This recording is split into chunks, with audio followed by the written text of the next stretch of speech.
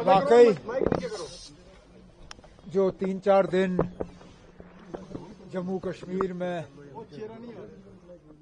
एक तरफ से देखा जाए तो जंग का ही माहौल बना हुआ था। उसमें सबसे ज्यादा अगर कोई इलाका पार की शेलिंग और बमबारी के लपेट में आया वो पुंछ, और बहुत अरसे के बाद पहली मर्तबा पुंछ शहर के बीचों बीच शेल गिरे, बमबारी हुई। इसमें हमारी 13 कीमती जानें जो हैं वो हमने गंवाई। आज यहाँ पे आने का मेरा मकसद, पहले तो मैंने कोशिश की कि उन घरों में कम से कम मैं पहुंचूं जहां ये सबसे बड़ा सामया पेश आया। उसके बाद यहाँ की सिविल सोसाइटी से मेरी मुलाकात हुई और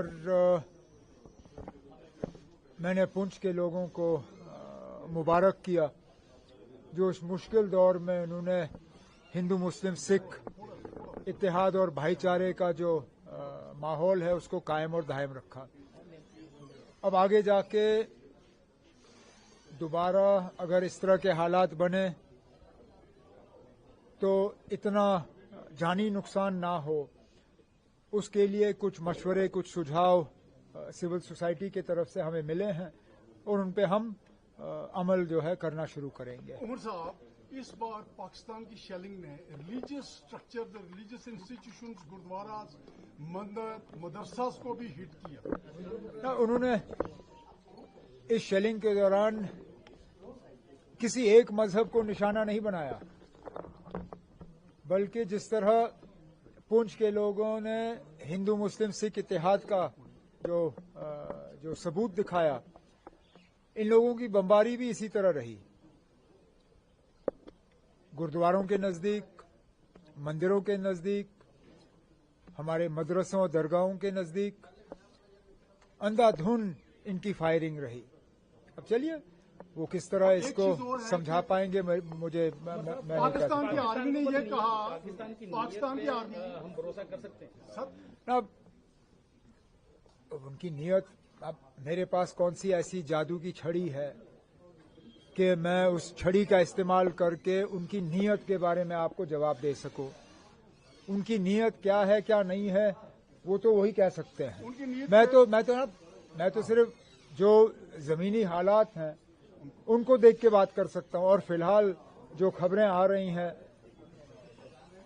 अब लगभग 24 घंटे हो गए, सीज फायर जो है वो लगभग कायम और दायम है। पाकिस्तान की आर्मी एक चीज और कह रही है कि इंडियन आर्मी ने गुरुद्वारास को टारगेट किया, बहुत बड़ा फॉल्स प्रोपेगेंडा जो 2 दिन से। अब वो तो फॉल्स प्रोपेगेंडा करेंगे ही।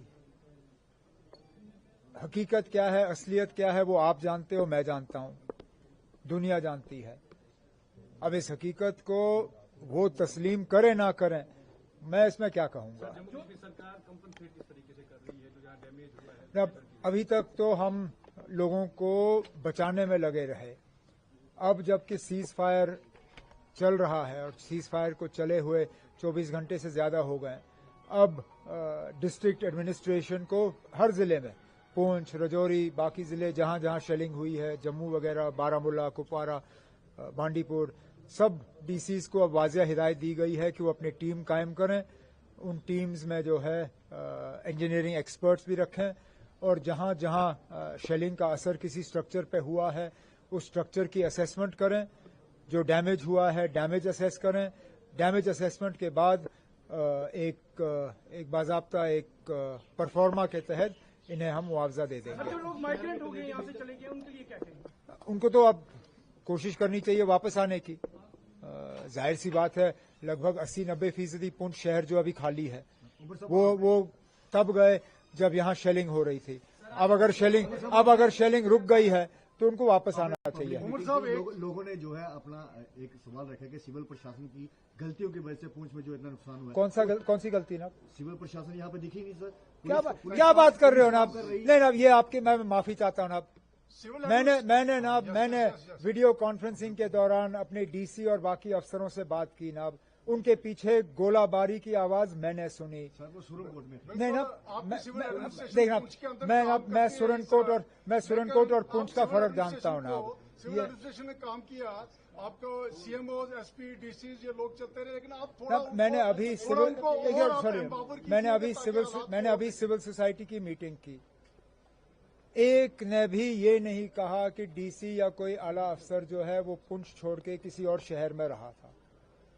अब ये गलत खबरें जो है आप लोगों की तरफ से फैलाई जाती हैं, तो ये बड़ा अफसोस की बात है। एक बात कहूंगा उमर साहब कि पीएम ने कल ये एक अलानिया डिक्लेयर कर दिया था, ये पूरा एक आउट स्पोकन वर्ड था कि पाकिस्तान की गवर्नमेंट दो चीजों पे अगर अमल करेगी कि टेररिस्ट कैंप्स को हमें अलाउ करे, उनको डिस्ट्रॉय करना है या पीओके दे, तो आप बतौर मैंने ये बयान नहीं सुना ना। Thank you sir.